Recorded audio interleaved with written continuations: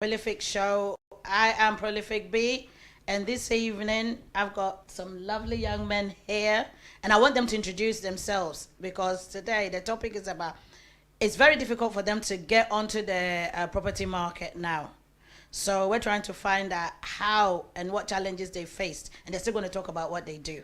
So, young men, nice to see you guys and nice for you to be on the show. And unfortunately, we're missing one member of ours, Michael, but we'll see him soon. So, guys, who's going to start first? Jordan? Yeah, I'll start. So my name's Jordan. I'm the senior in the BDC for Mercedes-Benz in Dartford.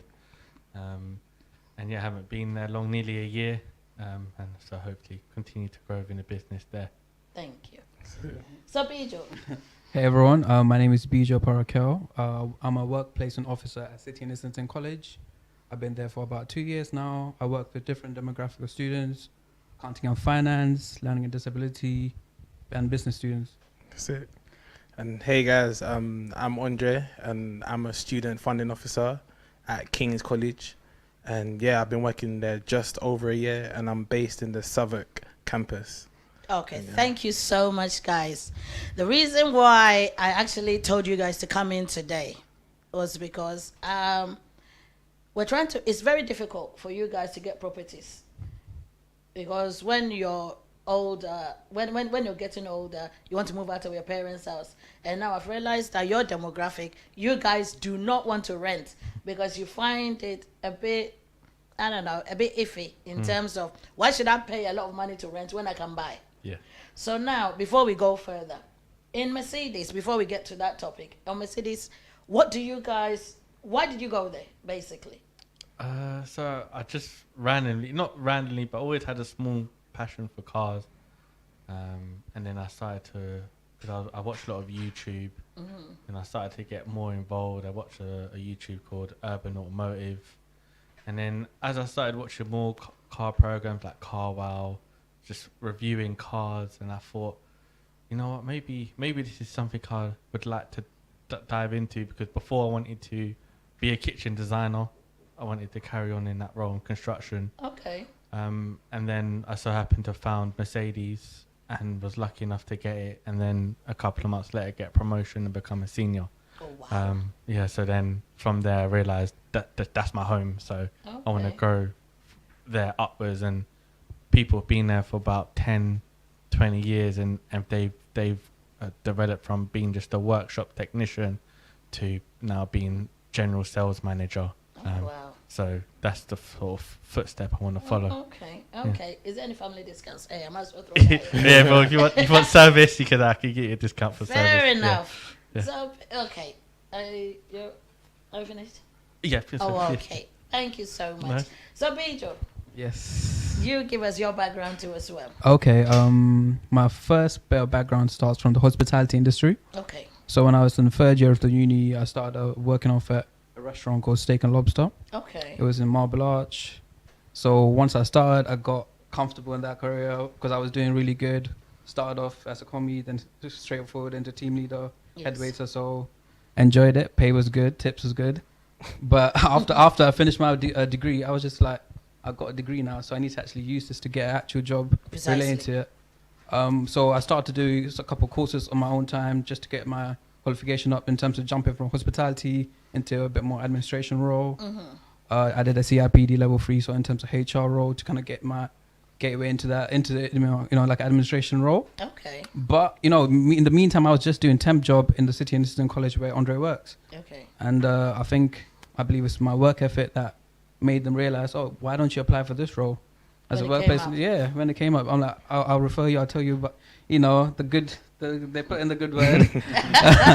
And yes, not too long after, I got a workplace officer. Started off with 70 students. Okay. In the second year along, I've completed all 100% workplace in the first year. Oh, wow. So in the next year onwards, I was helping out in the business cross campus. So I was working in 2 campuses. So right now, I have almost 300 students in terms of work placements. Wow. Yeah, it's going good so far, but on to better soon. Definitely. So, Andre. So with me, I initially started off working at City and Islington. So me and BJ were colleagues, but I was doing registry and admission. So I initially started it as a temp job whilst I was working and whilst I was studying at Hertfordshire University. And then once I did finish my studies, I studied a sports and business degree, and I realized there wasn't much money in the sports and business like field. So I decided that, you know what, let me just put all my time and energy into just working full time at the college. So it was pretty much just like temp work, but I was doing like 5 days a week. And then eventually when there was like an actual opening to be full time, then I applied for that. And then at the end of it, I ended up working there for 6 years. And it was only until last year I decided that, you know what, I wanted to make a jump from further education to higher education. And then, yeah, I was just, whilst I had a job, I was just like, you know what, let me just apply for everything that was available. So I was applying. Yeah, I was just doing like applications like daily. And then it got to a point where I was just like, you know what, this is long. And then I think this role that I got, I think I applied for it just like, I didn't really put that much effort into it, but I was just like, you know what, let me just give it this last push. And then I did apply for it. And then luckily a couple of days after, they sent me an email. They're like, yeah, invited me in for an interview. And yeah, it was a from home interview. And I feel like with that, it's so much easier to prepare. You can have your notes, and I feel like you just generally feel more comfortable. So with that, done the interview, and at that point, when they did call me to accept the job offer, they told me it was a temporary role. And then I was a bit of a crossroad. I was like, do I leave a job that's permanent for a job that is on a fixed term contract? But I was like, you know what, the only way you can grow is like by putting yourself in an uncomfortable situation. So I was just like, you know what, let me just take the jump and see what happens. And yeah, like the other day I found out that the role was now going to be made permanent. So that's just that's a bonus. So that means you made a good leap. Yeah, so it's just something that, guys, if you ever feel like you're nervous and you're not sure whether to make that jump, just take the risk. And with anything, because I remember I was talking about it with Bijo, and he's like, at the end of the day, whether they keep you on or not, you still have that experience and that experience will forever be there. So in that, I was just like, you know what, like regardless of what happens, I can still either find another job role in Kings or find like another opportunity in higher education, because I actually did take the jump. So now comparatively to the college and now the higher, the experience, was it that much of a difference? Do you know what? I don't think there's that much of a difference in terms of the rules and regulations and what. I think the only thing that is probably different is the student base and your day-to-day workload. I think the only thing that is a bit different is at a college, they get you to work. They basically get you to do multiple different roles under one name. But as a student funding officer, I know that anything that's student funding, that's the only thing I deal with. Anything that's not student funding, there's a lot more teams that can deal with these other handle it. Yeah, but at the college, I feel like, so it's kind of like the college is buy one get 10 free. Basically, it's that type of vibe. But just like, you know what, whatever queries did come up, they'll be like, you know what, we don't pay you for this, but they need the help, so you're gonna have to do it. So you don't have an option. Yeah, but the university, I feel like, is a bit more structured, and I feel like you're able to manage your workload better, and you're able to plan for the week and know what you're gonna get, rather than like you're starting a task and then out of nowhere they're like, this task has come out of nowhere and this is what you now have to prioritize. But Okay, before I'm not going to go into the market stuff. I really want to go through your educational backgrounds first and like your socials. Now, when you were going to uni or when you started college, and I know you guys went to uni, what was your first, what were you thinking of? Where did you want to be? Like you're looking at the pay bracket, you're looking, okay, I want to get this job. And did you start off where you are now, or you actually grew into it, basically where you are? I would say more grew into where I am now. Yes. When I started uni, the plan was to become a teacher. Okay. That was the original plan. So I did sports because I thought get into the PE teaching role. And then after uni, when I finished uni, because uni was so intense with work and time load, I thought, let me take a year out to really think about if this is something I want to do. The teaching? Yeah. Okay. And then once I took a year out, I didn't think about teaching again, so I knew it wasn't. I knew it wasn't something I'd want to do. So I just sort of floated about and then just try and find somewhere where I knew I would fit in or wanted to be. And I hit a few bumps in a job journey, but after a while in Mercedes, I feel like I've really found home and want to grow within the industry there. Bijo, what about you? First and foremost, I think no, as we just grow up thinking we need to go to uni. That's like the next step. Okay. It's gonna, job market is hard as it is.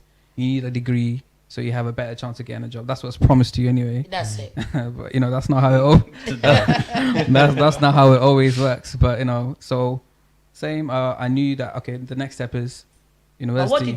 what did you really want to do? Do you know what? I didn't know what I wanted to do. Okay. Just like a lot of my students, a lot of the students. Yeah. And I feel like it's all about just finding out what you actually are good at, Yes. or find what your interest is. Yeah. Because if you're not interested in what you're studying, you will drop out. Which is true. Or like if you're getting a degree for something that you're not interested in, that is not It's the career that you want. pointless. That's not career path you want to go to. Yes. So, but in terms of why I chose I chose a business degree because I always felt like in terms of picking a degree, I could go into different direction. Yes. I could go into marketing. I can go to finance, HR. So I felt like that degree, I can then, after learning about it, then I can choose which direction I want to go to. Yes. Yeah. So I felt like it was a good degree, but I feel like a lot of the stuff that you be taught, you can teach yourself. Ah. And Yeah. that's a part of it. You're paying the money just for the title for Yes. an employee to see and recognize. Oh, this person studied this. He's able to come to an institute or business on time, able to produce tasks, complete tasks on deadlines. So those are the stuff that the employee sees. But yeah, that's the path that I went through, and I don't regret it. Okay. I'm still happy that I got a degree. Yeah. But it's- you wish that you didn't get the students loans attached to it. yeah, the student, the new people are the worst off though. Yes. Yes. What about you, Andre? Yeah.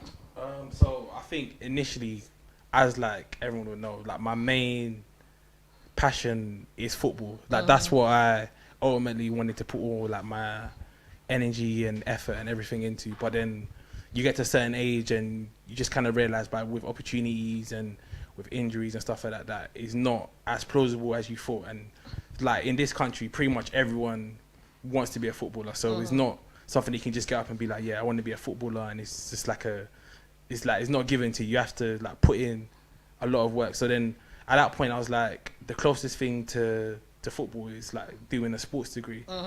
And then I was like, I just don't want to put myself just in sport. I don't add on business as well. So I decided to do sports and business side by side. And like Bijo was saying, when it comes to business, there's a lot of different subcategories in business that you can kind of go into. You can go into HR, you can even set up your own business. There's like multiple things that you can do. So at that point I was like, let me have the balance of both. And then like the goal was like to be in a sports industry, be like in the sports industry, and then like Maneuver your way around do it. like the business side of it. Yes. And even looking at that, a lot of the footballing institutions, a lot of the people that are higher up in the hierarchy, these are like ex-football players. There's not really anyone that's come up through a degree that Yes. that are on the higher ends of like football. So even when I decided to work at Arsenal, so I was working there part time as well. And alongside that, I started working at Tottenham Hotspurs as well. I worked with Jordan at Tottenham Hotspur. Well, Lilo have been working out Yeah. there. Yeah. Yes. So even with that, I was thinking, if I work there like long enough and I build good relations, maybe there might be an opportunities where I can potentially move into the more corporate side of the business. And I feel like when I was younger, I was willing to wait, but then you get to a certain point where you want to get stable income, like you want to be getting paid like your set salary set salary like monthly and whatnot. So that you can plan your finances. Exactly. Yeah, So with all of that, I felt like it was kind of dragging a bit, and I feel like when you're working like in these companies, you have to have a certain amount of like drive to do like more, to go over and beyond for the manager to like you, and that's when they're putting a good word. And I don't think I was that driven to the point. So then at that point, I was like, you know what, like working in college, like I think I picked it up very quickly, and I liked the people I was working with, like seeing students like progress from like starting, and then like there's some students, so let's just say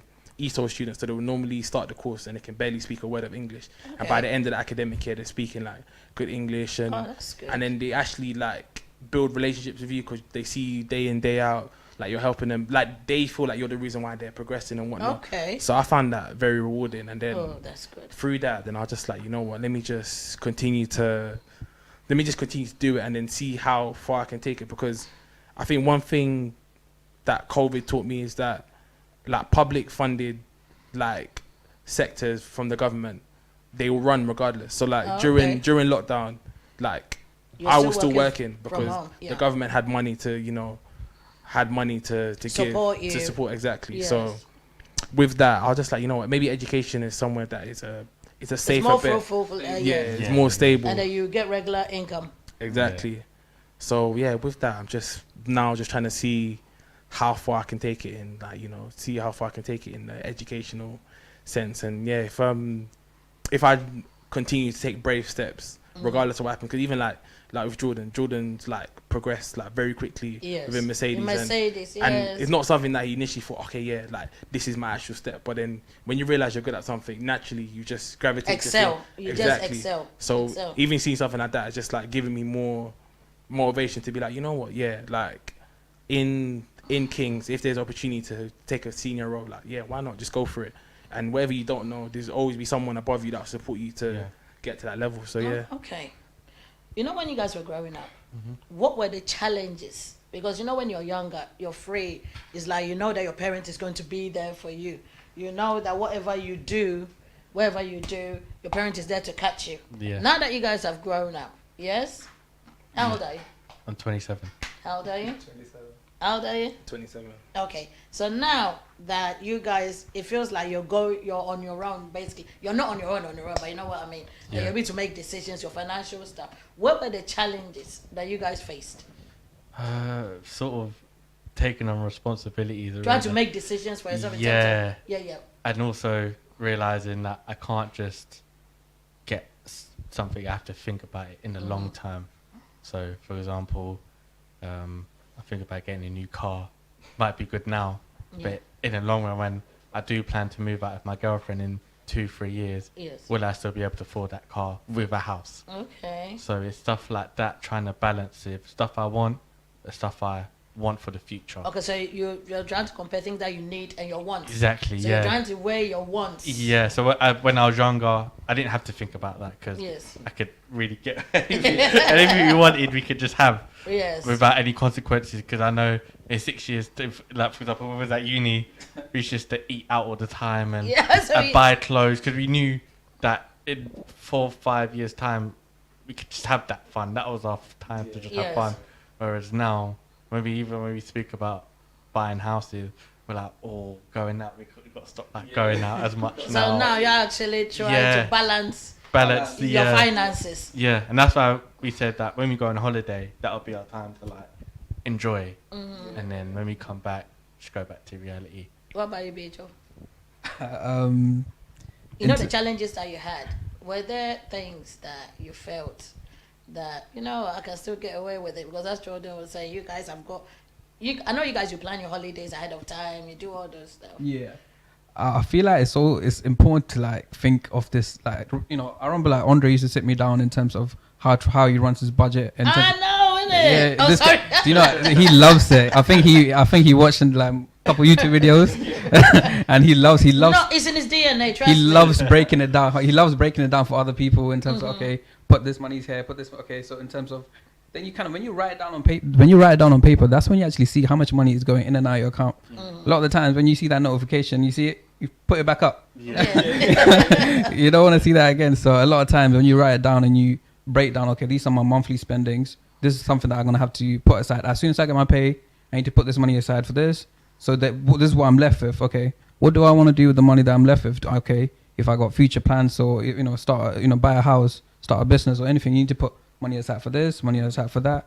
And at the end, then you see what you end up with, and it's like it's not a lot, and it's like you have to make sure your spending is not too flamboyant. Exactly. Yeah, and not too flamboyant. Yeah. Andre, I'll say like initial. Oh yeah, let me take the mic up. Sorry. So I'll say like with initial challenges, I'll say one of the initial challenges is probably like growing up in a certain area. So like, I was raised in manor house, so there's normally like the Hackney, Hackney, yeah. So it's just like the normal stigma that is either you go to school, be on the straight and narrow, or you end up in like the prison, or you end up in a gang life or whatever like that. And I think growing up, seeing a lot of people that were my age and they were making like fast money and stuff like that, it was kind of like, how they getting money like this so quickly? How they able to enjoy this life, get this car? I'm seeing kids at like 16 with like a 1 Series and stuff, and I'm thinking like, I'm looking at prices on like Auto Trader and whatnot. I'm thinking like it's not adding up. And then as you like grow up, you realize, okay, cool, like certain things are done behind the scenes that facilitates that. But if you want to do things in a straight and narrow, you have to accept that everything is a process, and you have to take your time and do things accordingly. So back to what Bijo and Jordan was saying, I think kind of like budgeting, because I think before there was a time when like financially like it was terrible. So I think after uni and I came back from America, like a lot of money had been spent like to obviously like live out in America. And then when I came back, I was kind of like, I was living in the overdraft and whatnot.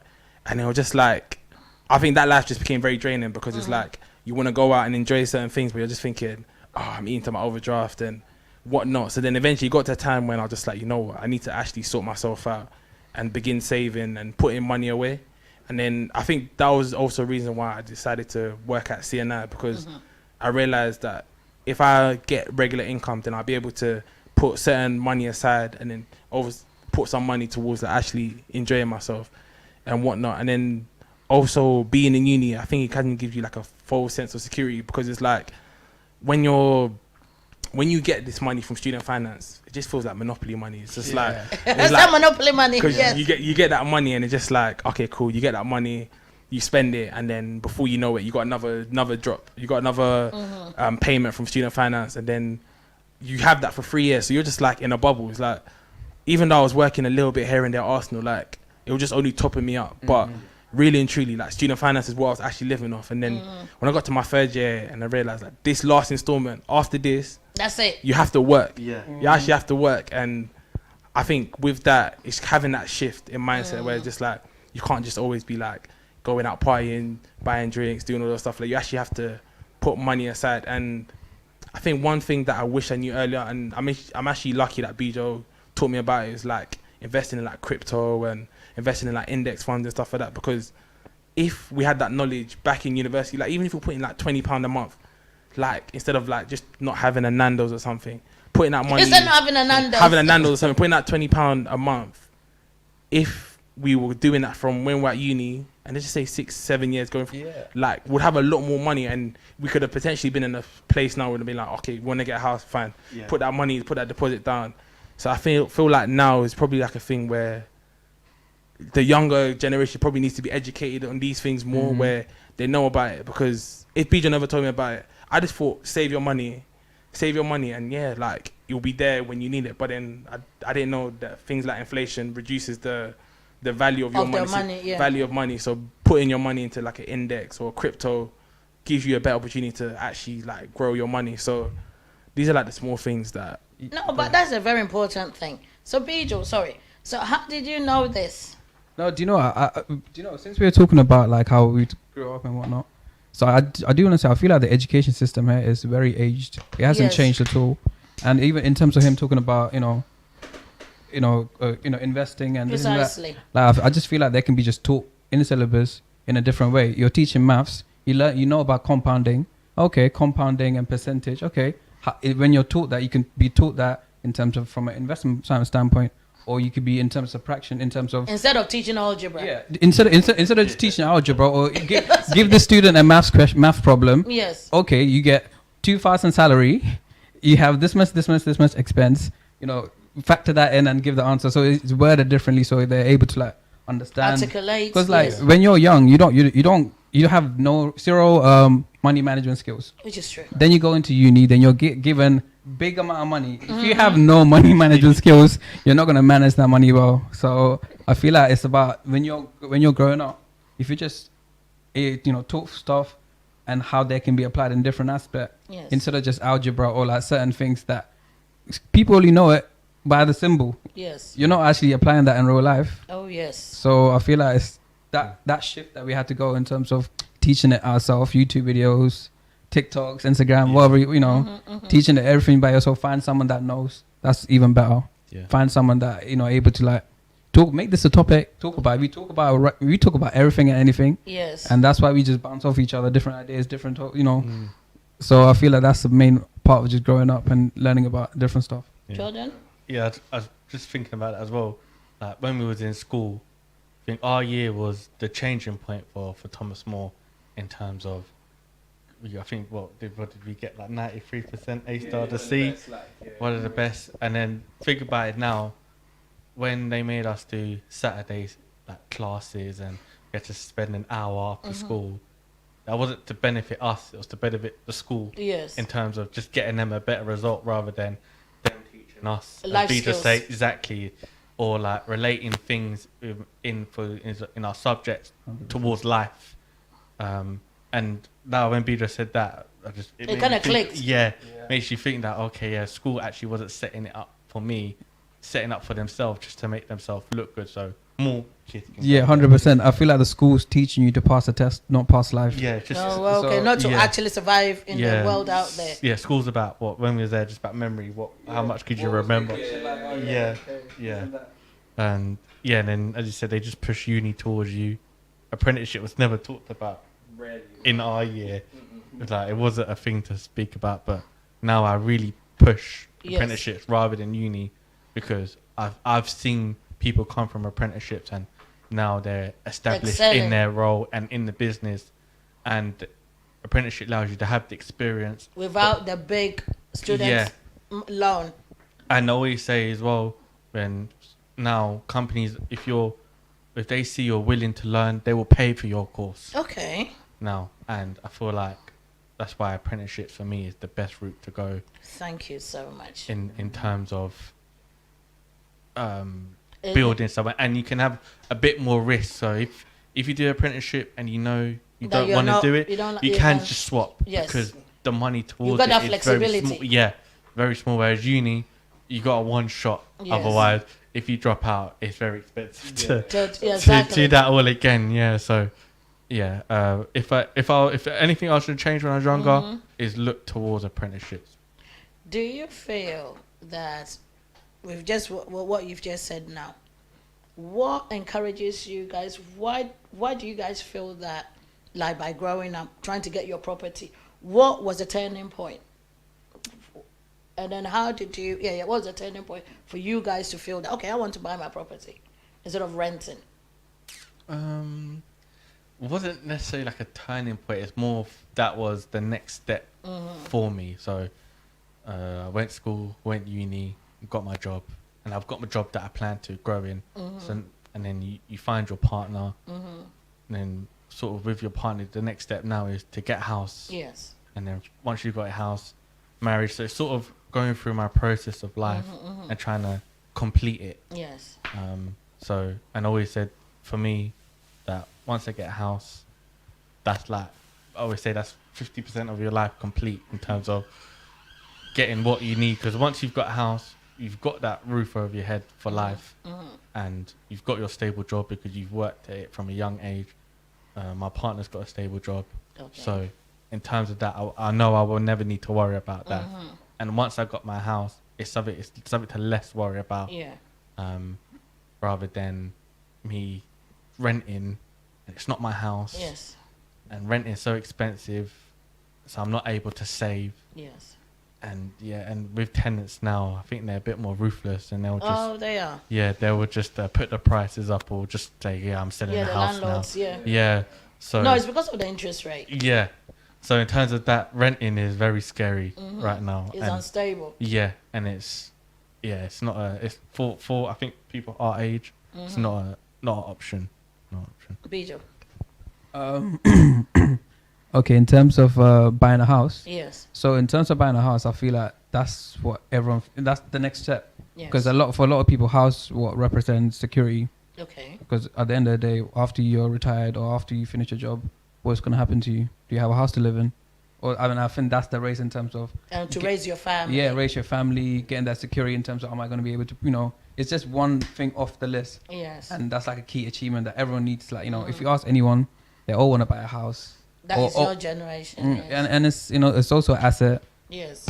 that you can pass on and make your son more secure. Like imagine it's almost like you want that security that you never got to be passed on to your child. Okay. So I feel like the house has just always just been there. Okay. That's the next step. But I wouldn't knock renting out of the picture. Renting is good for short term, Yes. especially when you're planning, and especially when there is another option in terms of finding. You have to rent. And at the end of the day, when house prices are the highest it's ever been, That's it. it's not wise to buy. Would you Not at the rate Yeah. that the interest rate is. It doesn't make sense. So if in the period that you're waiting for the price rise to come to your price that you're comfortable with, which is important, like the price that you're comfortable with spending, you have to wait. In that meantime, you're taking on a rental property. Obviously, you don't own the property. Yeah, but for But, short term. Yeah, for the short term, it's not too bad. You're not tied to it like you would be a house. If you can't pay the people, in terms of when you own a property, right now the interest rate is going up. Yes. Your monthly payment from 500 goes to 800. No, it's even gone way above that. Way now. above that.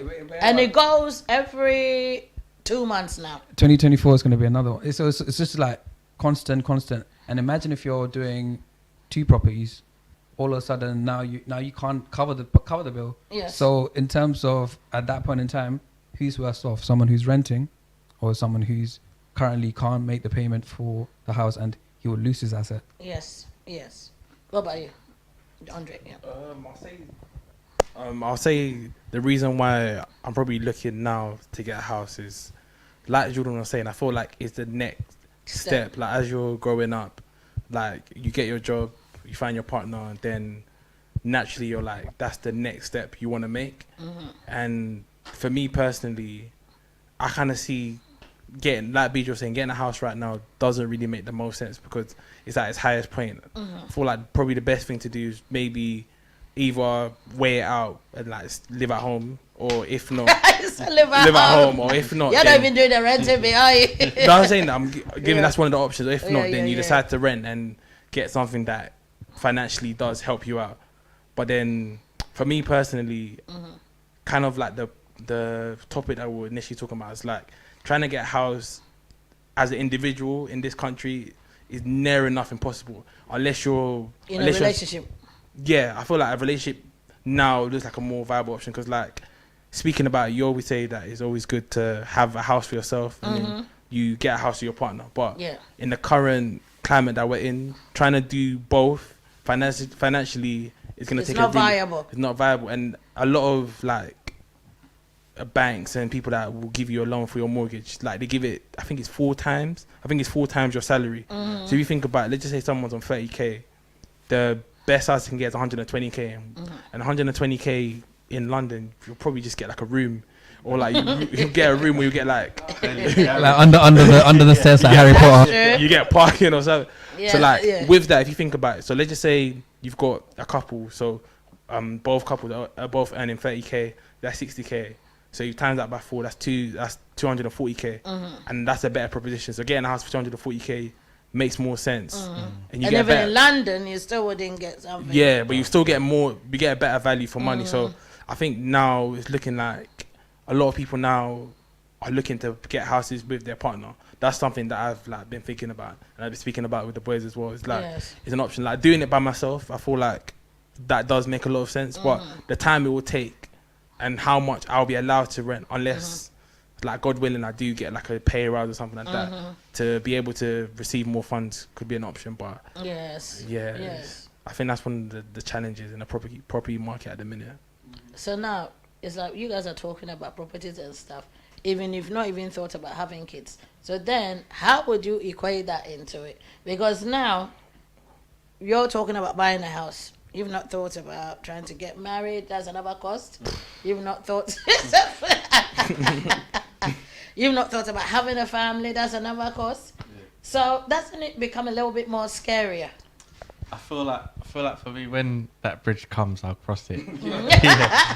I think for me, because when I set out to what I want, I think having a house is just that more important than thinking about marriage and kids. Because no, that's what you think about your partner. That's what I'm saying, that women think differently from men. So you're thinking of it from a male perspective. And the woman too think, no, he's stringing me along. So the thing is, How do you articulate that to I her? think that's where you got to be on the right page and sort of have a plan of what you want to do. So, for example, me and my partner, in 3 years, we plan to save as much as we can, and then at the end of that 3 years, we assess what we can do, and then from there, we're able to think another 3 years ahead in terms of, okay, in that extra 2 years, we can get a house, and then in another 2 years, we could think, or within that next year, think about marriage, and then when kids come along, we can just try and fit it between And balance the two. it. Yeah. I think if you think too much ahead and try and plan, You drop the ball somewhere. yeah, and you lose the excitement of it all because you're so worried about trying to save for this, trying to save for that. It And then just it puts too much pressure on yeah, you. Yes. exactly. Yeah, so I think you sort of need just to really communicate and be on the Okay. same page Oh, with it that's all. brilliant. Yeah. What about you, Peter? I feel like it's important to find someone with the same sort of goal as you. Yes. So if it will really help if your partner also wants to buy a house. So it could be a thing where you put aside some money to buy a house, the other person puts aside money to buy a house, and eventually you get married. And Yes. marriage is good because that's bringing in 2 annual income Incomes, together. yeah.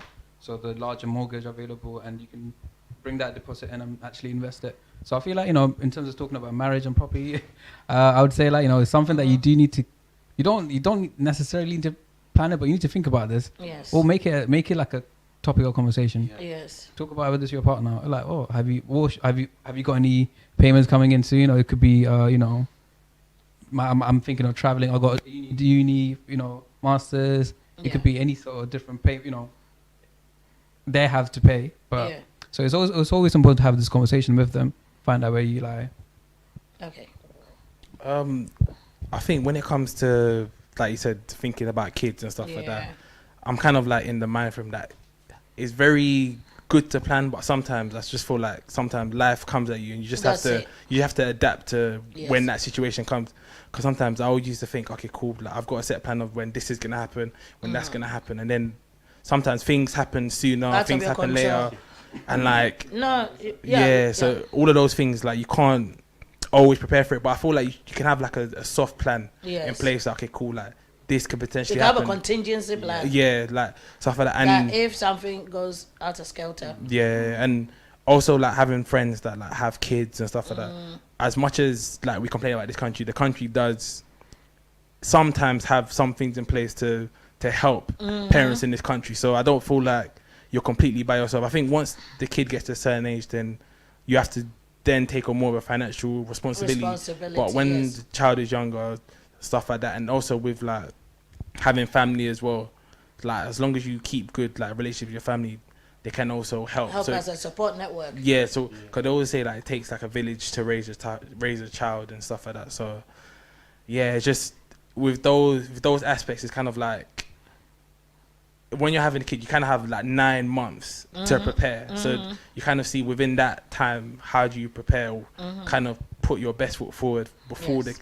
the child comes. So yeah, I try not to stress about these things Yeah. as much, but just think in the back of my mind that if this does happen, what things can I put in place to help? And I think also having a partner that you both see eye to eye does help. You're in sync with. You see, because you don't want to have a child with a woman that you're not ready to fully commit to. Then I think that adds further stress. But if you're with your partner and you both see eye to eye, then I think it's a lot more easier because you lot can put your heads together and make the best plan, and also have like family that can also help as well. So now saying that, how do you make your choice if you're going to get a partner? Because when you're younger, it's not just about falling in love and all that stuff. How do you sort of like choose the person that you feel can aid you moving forward? I think as Andre and Bija said, it's someone that you've got to communicate well with, and from early sort of set out what your individual plan is. So, for example, I had no like intention of traveling the world just to see the world. Yes. I just want to travel to just relax and Yes. just take time out of reality here. So, for example, if my partner wanted to do that and take a year out and traveling, that's something I'd rather know early on than later on, because then now that jeopardizes the future for us. Which is true. So So everybody has to be upfront. Yeah, you have to be really clear on what you want and what you plan for yourself individually first. And I think that's where people our age sort of fail, because we don't really communicate well with each other. No, I think it's not so much as communicating, but I feel that people hear what they want to hear. So when somebody is saying something, they hear what they want to hear. So when because you've got some people that they will say, "Oh, I don't want to have kids." Yeah. And then the woman will say, "Oh, probably you come down, you understand it down the line." Yeah. And then 5 years when the person is still saying that. So sometimes I feel that type of communication, as you said, you have to be clear and precise. Yeah. If you're going to go around the world, that is not the plan. Yeah. I love you dearly, but that ain't it. Yeah, that's not it. Yeah. Yeah, I think, as you said as well, as long as even putting out communication, really listening to that rather than just, agreeing, and then 6 months or a year later, when that time comes, you can't now have a shock by it, because that was what you got told. That's beforehand. That's it. And I think as you said, when people get comfortable in a relationship as well, they sort of just compromise, and then that affects a relationship as well, because you get some sort of resentment. I've seen people get resentment for their partner and said, "You stopped me from doing this, you stopped me from doing that," and I think. Whereas, as you said, they didn't listen to them when they were Yes. in the What about beginning. you, Bijo? How do you choose? How do I choose? We gotta first find someone in the common someone that's common Have a with common you. ground. More, in terms of what your values are, X, Y, Z, and like Jordan said, it's important to have this conversation. And the partner that you choose, you need to be able to comfortable, be open, and talk about these conversation.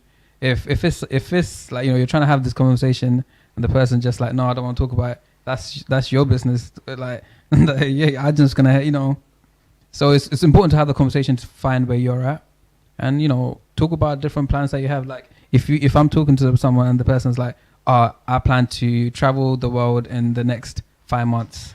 Okay, they're not gonna save anything. No. So you need to take that into account and see where you're gonna go from there. So it's important. So if you're not able to have these comfortable conversations, you're not going to move forward. So the main thing, what you look for is someone you're able to have these conversations with. Yeah, okay. What about you? Yeah, I would say when looking for a partner, I think initially you have to set out your non-negotiables. So that the things that you stand firm on, and these are the things that you fully believe in. And when you're speaking to someone you're dating, it's finding out if that person aligns with your non-negotiables. Because I feel like sometimes, like you say, someone will be like, "Oh, you know what? This person may be happy with it," or you tell them something and they'll be like, "Oh yeah, they're fine with it," and then years down the line they're not actually happy with it, and then that person may compromise, and like you said, it leads to resentment and whatnot. So I feel like having your non-negotiables and make sure that person does align with it, and also being able to have conversations with your partner that may be uncomfortable, but having the maturity to come to a resolution, because I feel like a lot of relationships, the issue always comes because of conflict and not being able to resolve the conflict. Because sometimes they feel that if they let the time go, the person will give in. Yeah. So the person will say, "Okay, I'll agree with him 6 months down the line. Yeah. I can I'll change his mind." Yes. Women do that a lot. Yeah. And I think it's also growing up and understanding that male and females are different. We are. I always thought that we'd eventually come to a common ground, but I just don't think it's possible. I feel like male and females always see things differently because we have different emotional temperaments. So which is true. There's something I could say to the boys and they're like, "Oh yeah, Andre, you're not overreacting, or what you done was right." I could speak to one of my female friends and they'll be like, "Oh yeah," they see where my partner's coming from, and it's kind of just in that it's very easy to see how male and females see things differently, and it's kind of trying to have a emotional maturity to understand that whether I agree with them or not, is at least trying how it is, trying to kind of seeing it from their point of view. And I think ideally for me is having my partner understand, even if she doesn't agree with what I'm saying or my outlook, is seeing it from my side and at least having an understanding. Okay. So yeah, I think that's the main thing. So how long did it take for you guys to actually see that part? of us being very different? It's still a process. And still It's still a process. it's still a process. No, I'm saying that how long did it take you? I'm not saying that how long did it get for you to understand. How long did it take for you guys to understand that women, our thought process is different? Because all of you were raised by women, and all of you had your dads and your moms around. Yes? Yeah. So, because now you are doing it privately on your own sort of like emotional stuff. So what I'm asking is, how long did it take for you to understand that women and men have different thought processes? I think when like responsibilities for yourself happen, Okay. and in terms of like, you know, that first initial of like dates, and you're responsible for paying dates, and Is there responsible for And paying then- dates?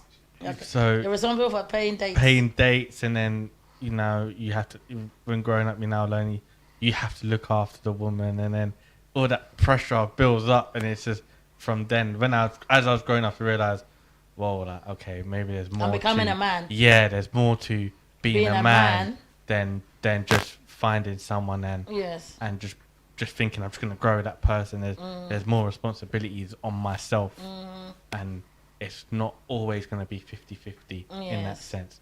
And that's what I learned as I started to grow up. Bijo? So in terms of how, Yes. Okay. When you grew, when did you find out that our thought process and what we did was different, and like changing into a man? When did you find oh, that? okay. out?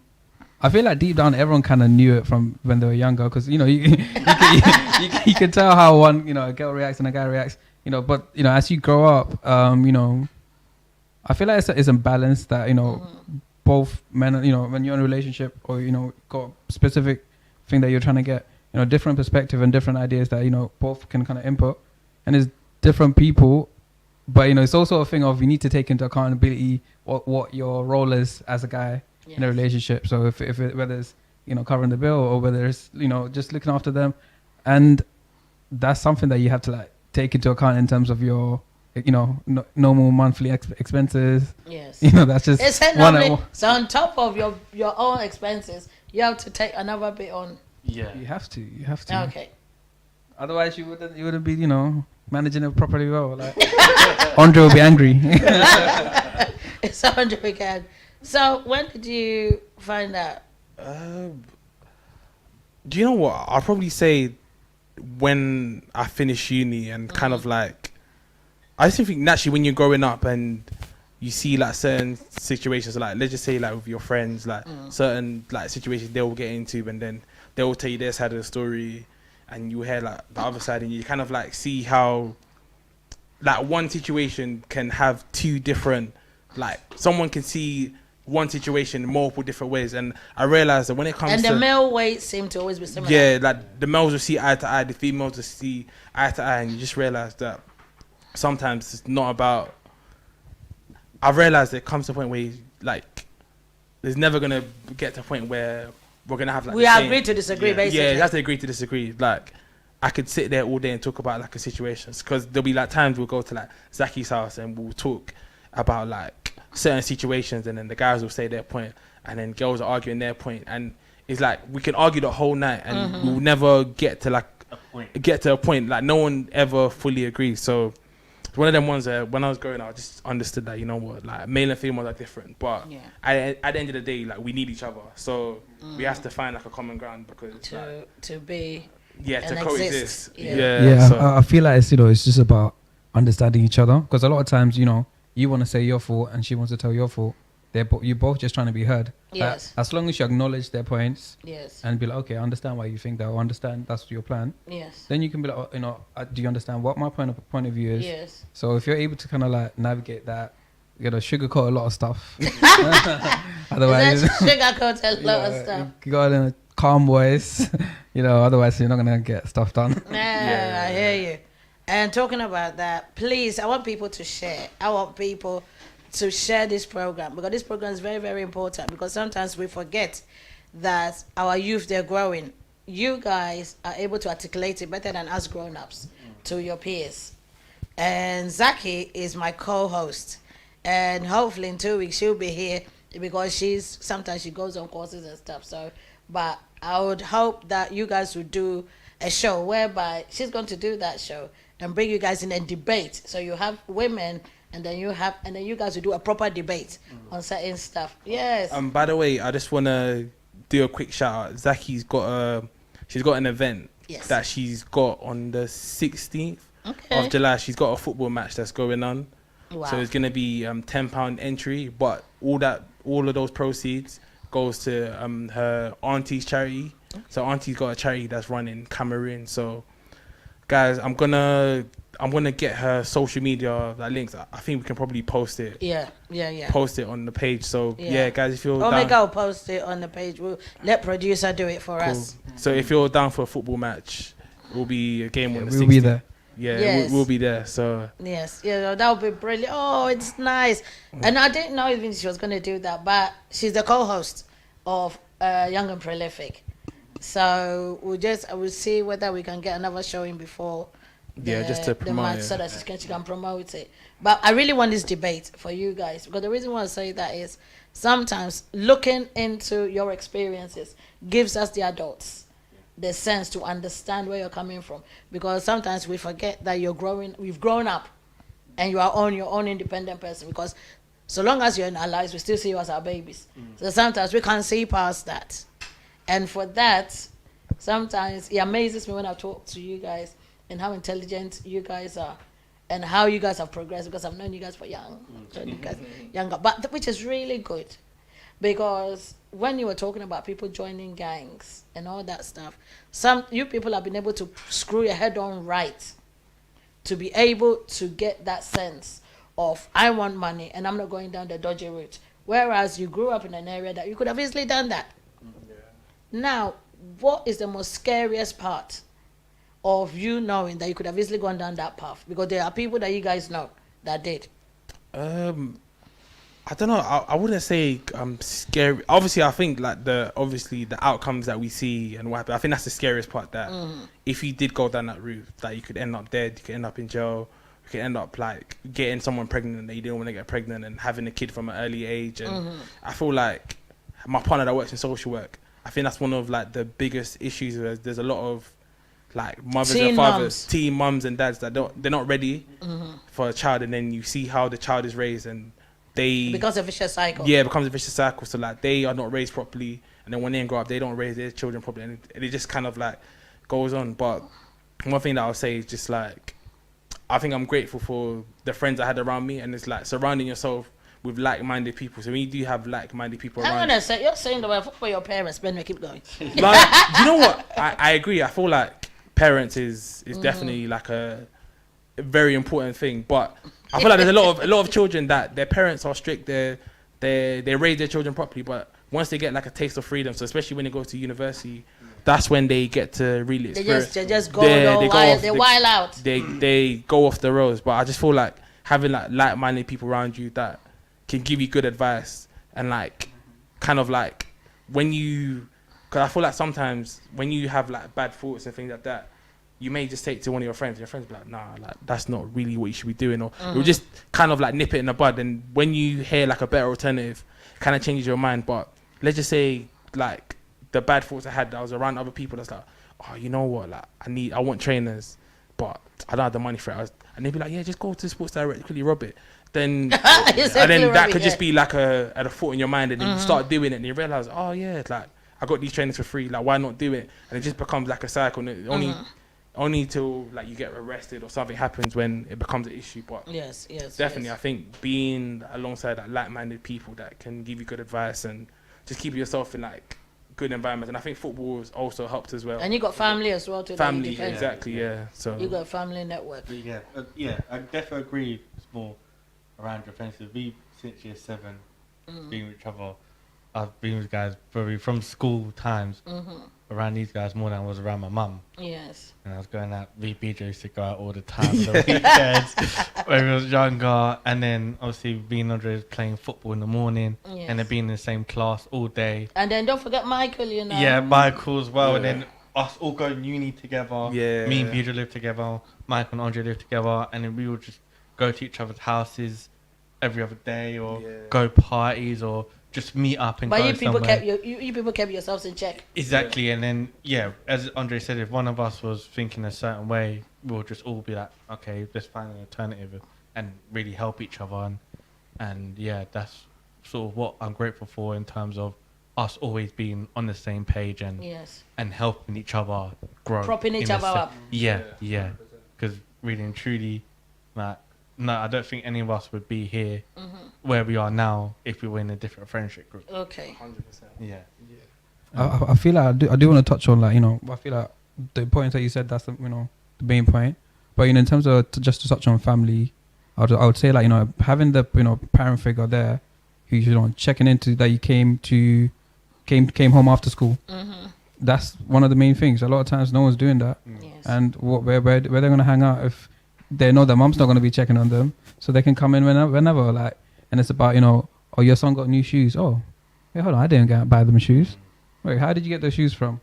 And it's about just checking in and stuff like the small stuff that the parents family does for you.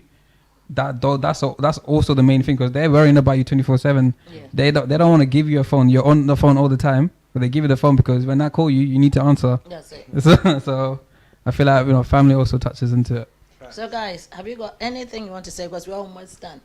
And yes, is it that quick? Isn't it? Quick, It was painless, so wasn't quick. it? Okay, so I want you guys give me your last advice that you give to your peers, growing up, because you just talked about your friendships. You talked about what is I think my biggest advice and what I learned was just being responsible for yourself in terms of where you want to be in life. So if things aren't going the way you want it to, or you find yourself in a bit of a hole, you need to just really be self-aware and think about what you want to do.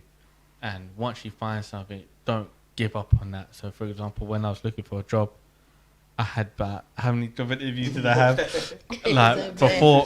Before I found Mercedes. And if I just chose to give up, I wouldn't be where I am now. So I think you just need to just really keep going, and eventually something will come along, and all of that hard work you put in back then will.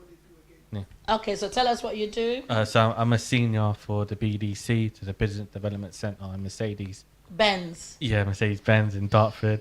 And I manage a team of 8 and coach them and make sure they're up to date with product knowledge and stuff like that. Thank you. Bijo? My name is Bijo. I work at City and Islington College. I cover almost 300 students in terms of work experience. Wow. In terms of touching on what would I give to my students. Okay. So explore your options. There's always options, whatever, in terms of finance, situation that you're in. Speak to people, make it your topic to find out more about it. See if you can help yourself out, or go to, if you're in school or college, go to your student services, speak to different people that's able to help you out, in terms of career progression, in terms of work experience, in terms of welfare, mental, counseling. So there's different options that's available to you, Okay. helplines. So, so it's about just expanding and talking to people so you find out more. Thank you. Andre? And I'm a student funding officer at King's College. And my advice would be kind of similar to Bijo, that I feel like a lot of students are unaware of the opportunities that they have available to them, and In terms of funding. in terms of scholarships and bursaries, we have a lot of money that we're given at the start of the academic year that we're willing to give to students, and a lot of students encounter hardship. And Does that apply to foreign students as well? we have different scholarships and bursaries that are available for students. It just obviously mean the eligibility criteria, but as the year goes on, we do have multiple scholarship and bursary opportunities that we do offer to students. But I feel like a lot of students don't know about it, and we are obviously on our side are making more of an effort to let students be aware of it. But I feel like students should always exercise Their rights to their be able rights to to actually and find, do more research. to find the funding opportunities How available. do they do that? So with us, we have a funding and opportunities page where we have all our funding opportunities and scholarships and bursaries and all of that. So it's just looking through them and seeing what applies to you. And there's even one this year for the black and ethnic minority. Raheem Sterling's got a scholarship that he's offering to, I think, 7 students this year. Okay. So yeah, if any student is going to King's and you're black or from an ethnic minority, feel free to apply. We're taking applications now. So yeah, I feel like the eligibility criteria is not too intense. So yeah, just feel free to apply and yeah. Okay, Bijo. Yeah, just to know, in terms of anyone going into education wise, if you're trying to, there's the new thing called T levels. I don't know if many of you heard about it. No. So T levels are equivalent to 3 A levels. So in the year that you complete the course and you get equivalent to 3 A levels, and it's also part placement. So you're put into a company that you'll be working with throughout the time that you'll be going to college. So you're kind of getting a feel of working in the company. How do you get into that? So if you type in T level cityness in college, and there are a couple other schools that provide it.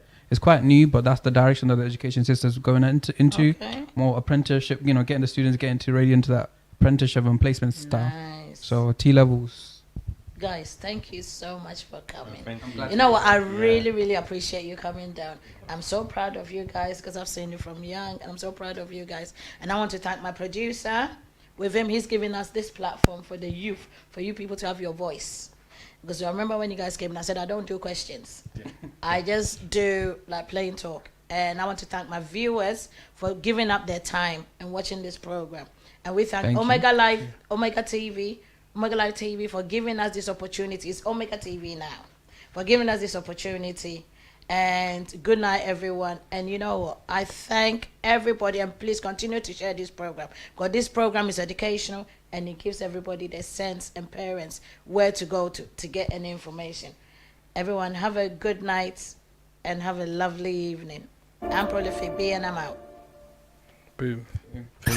Oh, thank you.